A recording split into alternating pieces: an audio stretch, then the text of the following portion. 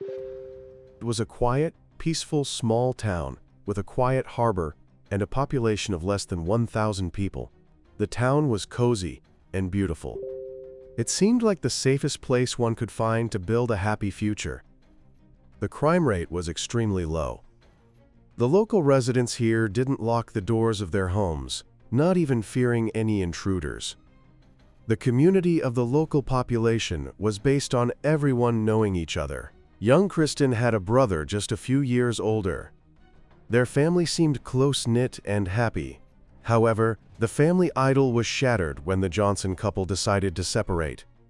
They remained on good terms for the sake of the children. Kristin and her brother lived alternately with their father and mother, as required by the custody plan. Because of this situation, the girl quickly got involved in household chores. She started helping her mother at age 12, including with the family budget. Kristin tried to get any job she could to be independent and not ask her parents for money. Later, her older brother joined the army, after which he decided to become a professional soldier. During this time, the girl was in high school. Becoming independent, Kristin took her life completely into her own hands. Her natural beauty helped her in this. At the same time, she was very cheerful, fun, and an interesting conversationalist. Kristin looked wonderful, partly due to an active and healthy lifestyle.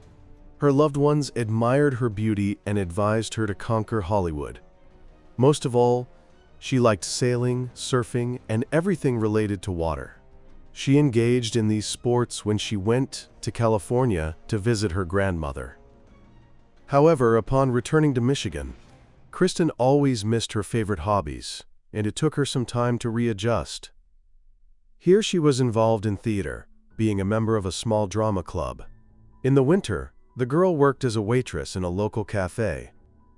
She became a real find for the owner of the establishment, as she was very sweet, polite, and sociable, which attracted more customers. During this time, the girl increasingly had thoughts of leaving their tiny town of South Haven. The calm atmosphere of the province was not for her. Kristin felt she deserved more and wanted a different life than serving food in a cafe. She believed there were no great prospects for her in this town. In 1999, she graduated from high school. Finally, she had enough freedom to start building her life and path to success. After reflecting on her situation, the girl decided to go in search of herself. She traveled to different cities, worked there, and tried herself in various fields. Eventually, she decided to settle in California in 2000, which she loved so much.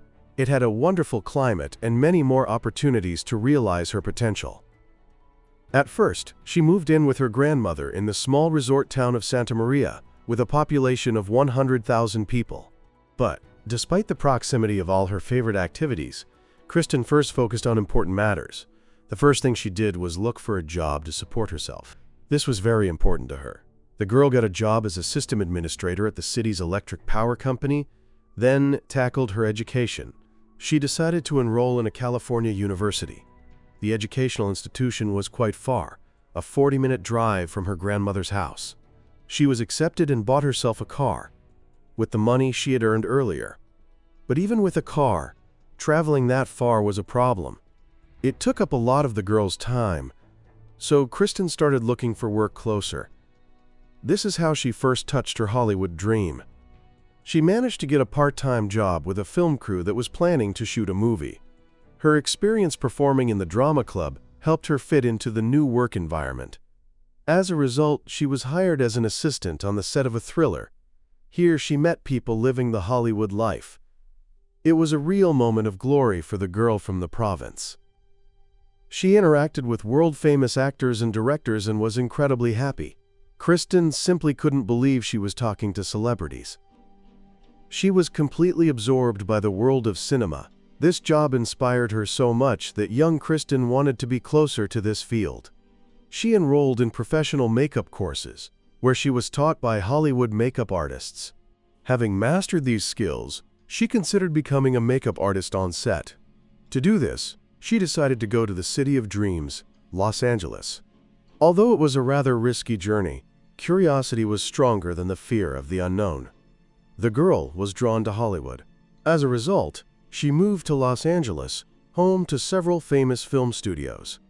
It was a real period of temptation for the young beauty, but she demonstrated the best decorum a young woman is capable of. She did not lead a wild lifestyle, despite the popular trend in the community she found herself in. She avoided parties and gatherings. The girl was quite modest. She had a boyfriend, one she had met a couple of years ago, and they continued to communicate despite the distance. Then he moved in with her. They decided to rent an apartment together in Los Angeles. As of 2002, the young people were not yet financially stable, so this was beneficial for both of them. It was a difficult adventure, but the girl did not despair and began looking for a new full-time job. However, it was tough. The girl only found various odd jobs. There was no serious work. Her boyfriend earned most of their budget. Meanwhile, the relationship between Kristin and Todd was getting worse and worse. Later, Kristin complained to her mother that verbal arguments with her boyfriend increasingly ended in physical violence from him. Kristin finally got a job at a mobile communications company. But this place was far from her ideals. Neither the field of activity nor the income met her expectations. Moreover, the girl still couldn't find a decent place to live close to work. Her mother found a cozy house in the town of Santa Monica, next to Los Angeles, which she would have to share with two other girls. However, it was located near the beach, in a lively residential area. It was the perfect place to get on her feet, so Kristin moved there. During this period, the girl transferred to a university in Santa Monica. Kristin's Hollywood dreams did not come true. She couldn't start building a career. Her relationship fell apart. She literally started her life from scratch. But the girl did not despair and continued to pursue her dream. On February 15, 2003, she was planning to go to a party. Beforehand, the young beauty went to the mall. She talked a lot with her mother on the phone, discussing her future plans. This was the last call Kristin made to her loved ones.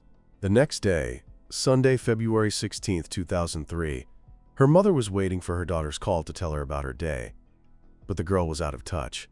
The woman tried to call her herself, but the phone was unavailable. At first, this didn't cause much concern, as her daughter might be resting or at work and not hear the call. However, the next day, Kristin still didn't make contact. Around 9 a.m., the woman called her daughter's workplace. She was always on her phone and answered.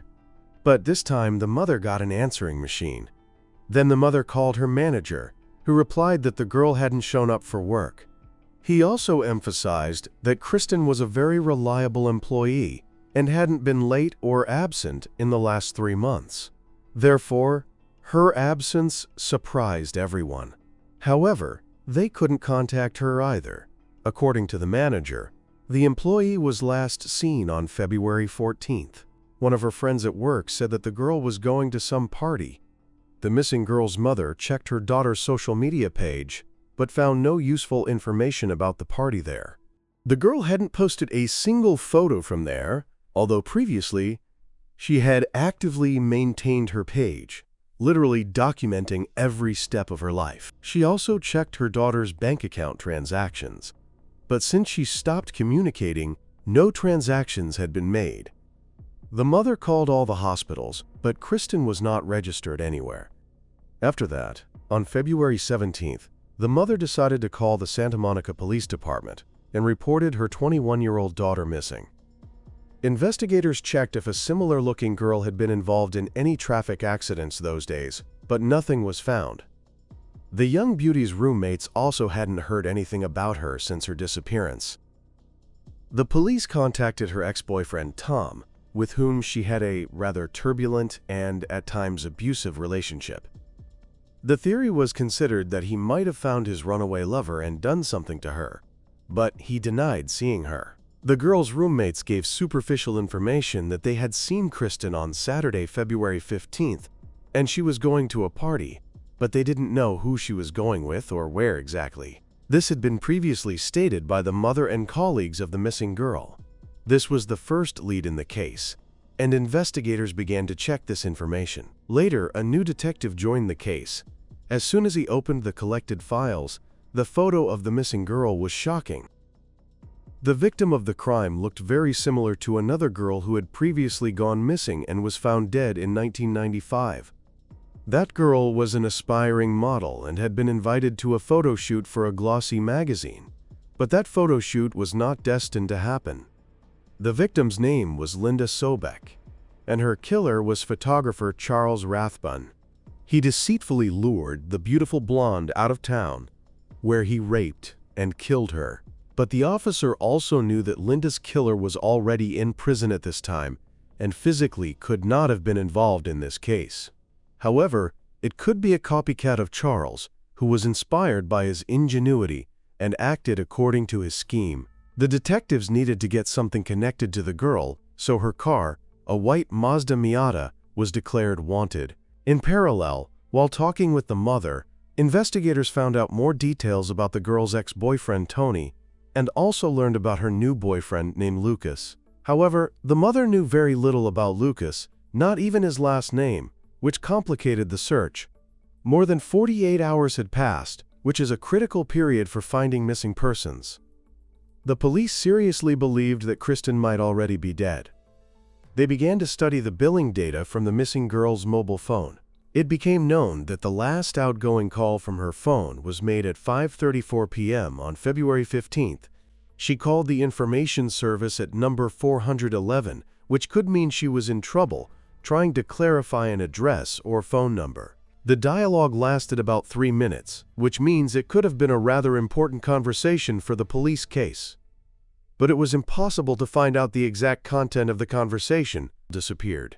The police found out that Kristin continued to communicate with her ex-boyfriend, despite his aggressive behavior. She sometimes visited him.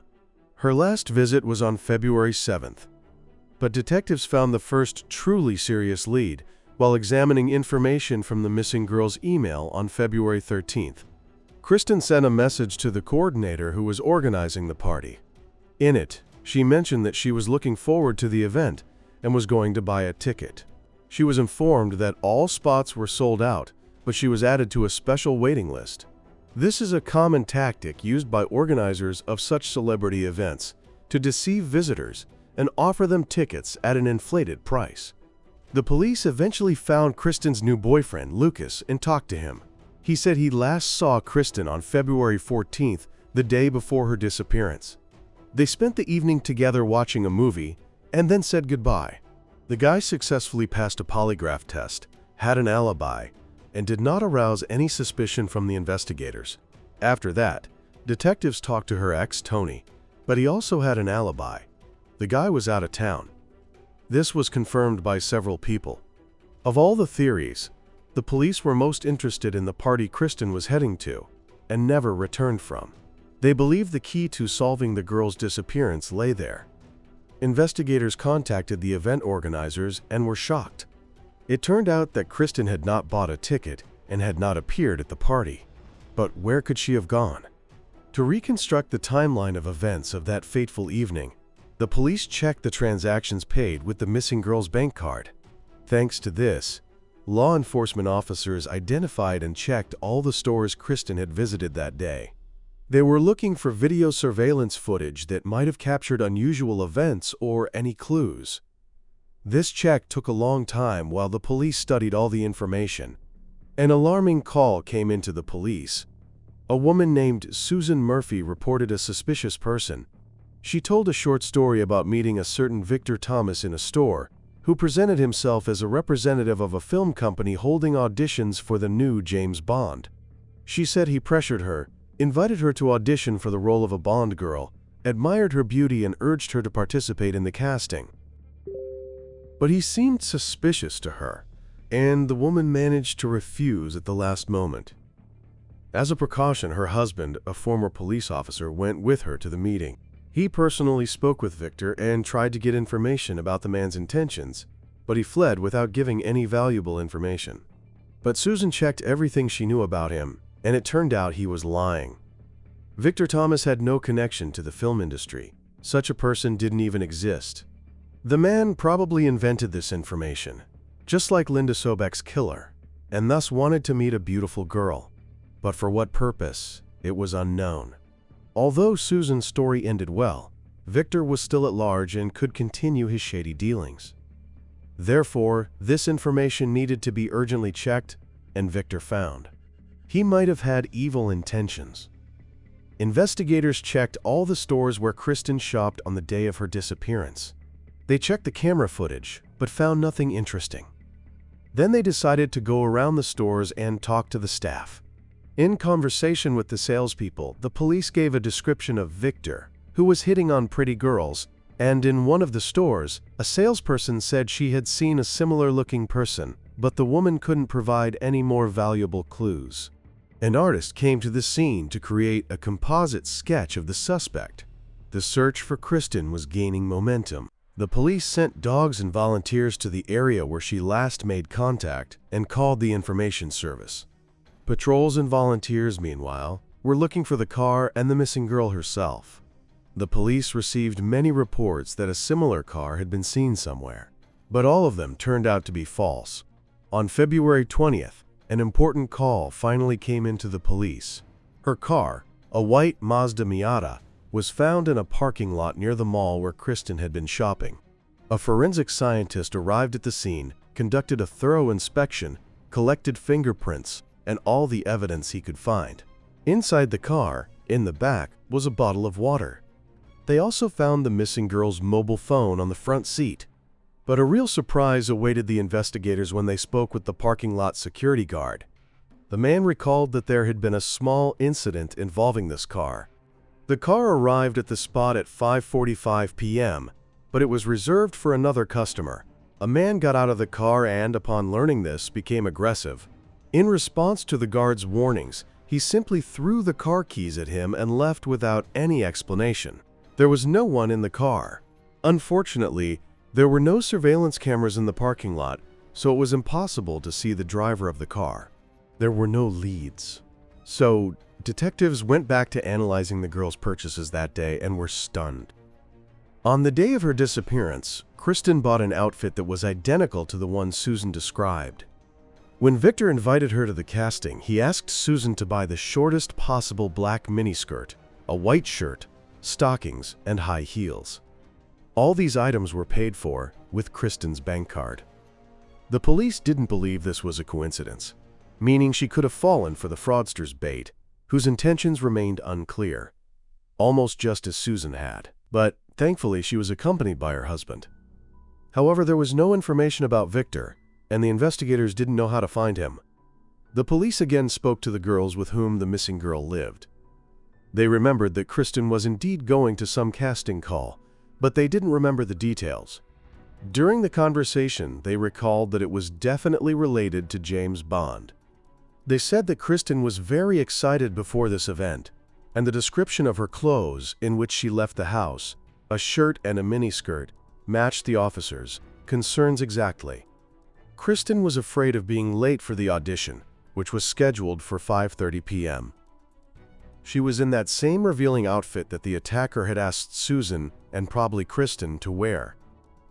Detectives kept reviewing the camera footage over and over to find Victor, and they finally managed to find him in the store where the employees remembered him.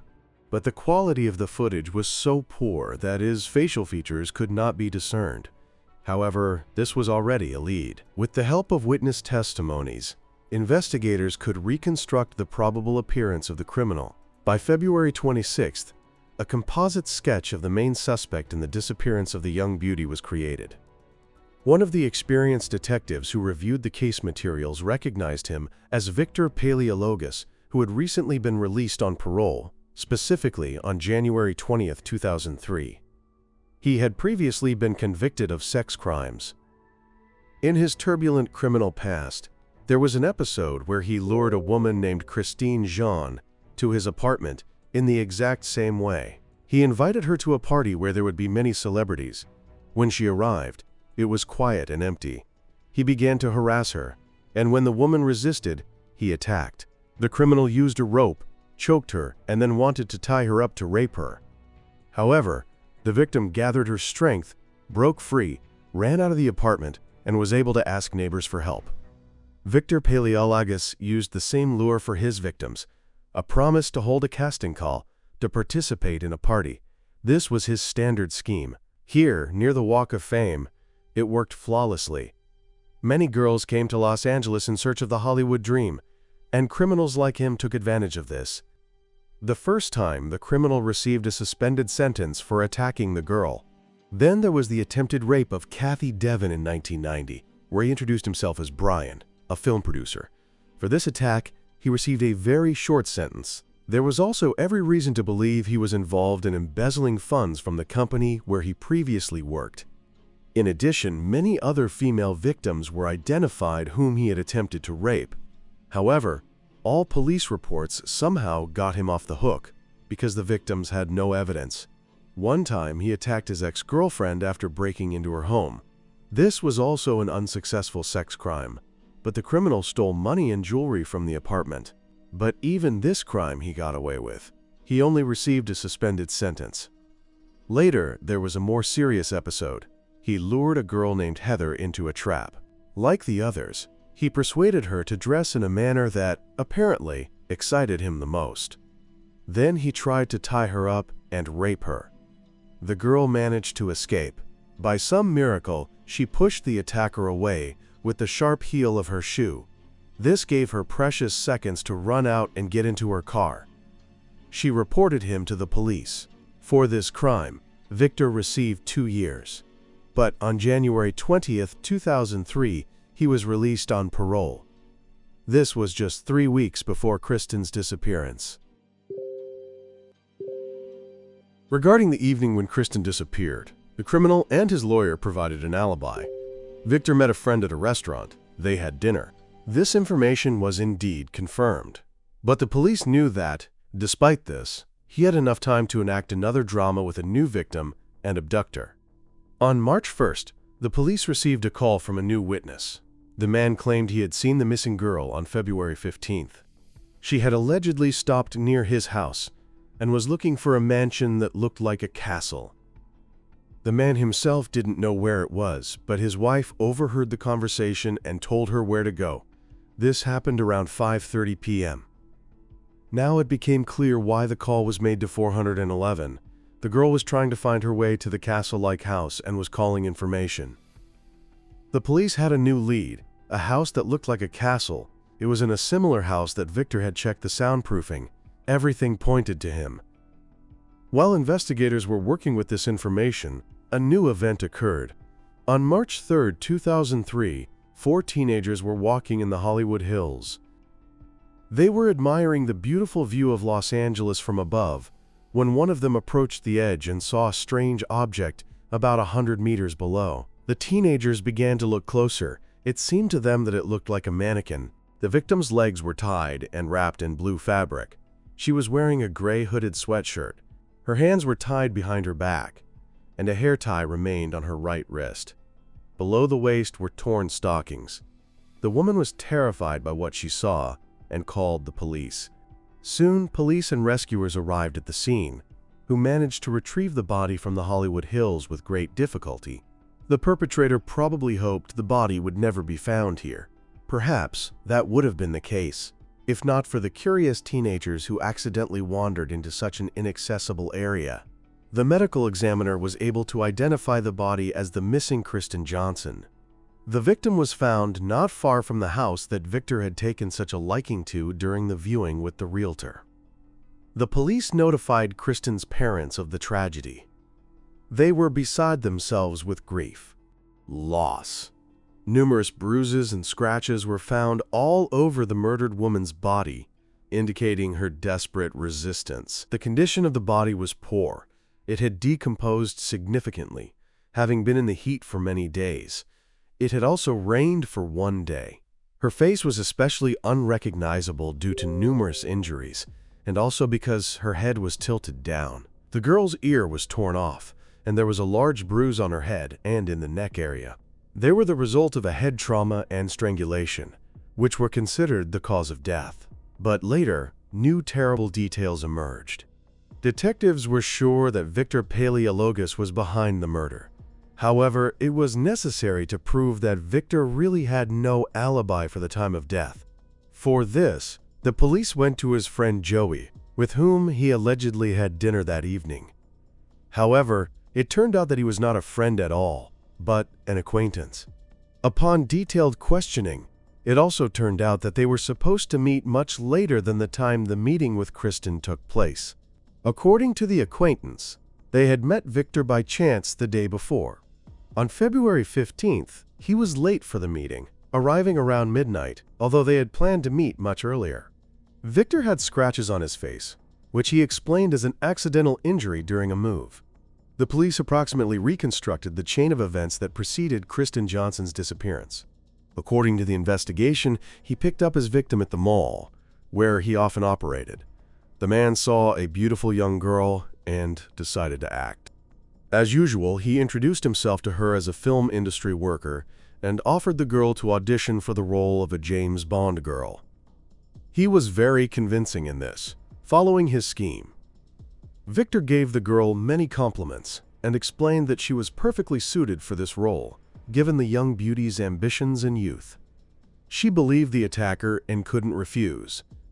The criminal scheduled the meeting in one of the houses he had visited with the realtor, explaining that the casting was taking place there. Kristin, not suspecting she had fallen into a trap, prepared for the casting, dressing in the clothes the attacker had requested, and arrived at the location slightly late, as she got lost along the way and had contacted the information service. Thus, she fell into a deadly trap from which she never emerged. At the meeting, she became the object of harassment, but put up a desperate resistance, scratching his face.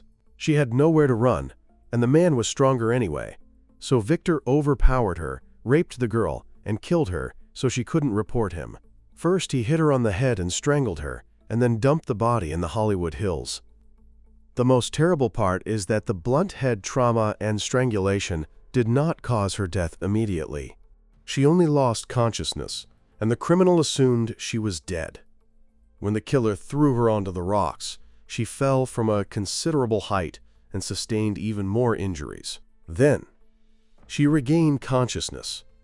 Kristin died slowly and agonizingly in that place, never receiving help. Only after some time did the victim pass away. On May 12, 2003, the district attorney filed charges against Victor. He was charged with kidnapping, rape, and first-degree murder. However, the defense was fully prepared to fight for the client's freedom because there was no direct evidence against him. The prosecution faced a tough battle, so forensic experts used all the strongest arguments. The defense disputed the time of death, pointing to insects found on the body. However, all the similarities with the criminal's previous victims and attacks were voiced. These cases were so identical that they simply had to be highlighted in court. Preparations for the trial dragged on, so Victor Paleologos only appeared in court in July 2006. The defense emphasized that the prosecution had practically no physical evidence, no DNA, no fingerprints, no video surveillance footage linking Victor to the victim. This was explained by the fact that the body was found 2 weeks after the disappearance, and during that time it had decomposed significantly. Therefore, all evidence was destroyed. However, when all the witnesses who accused Victor of harassment spoke in court, the scales tipped in favor of the prosecution. They all talked about how experienced a manipulator the man was.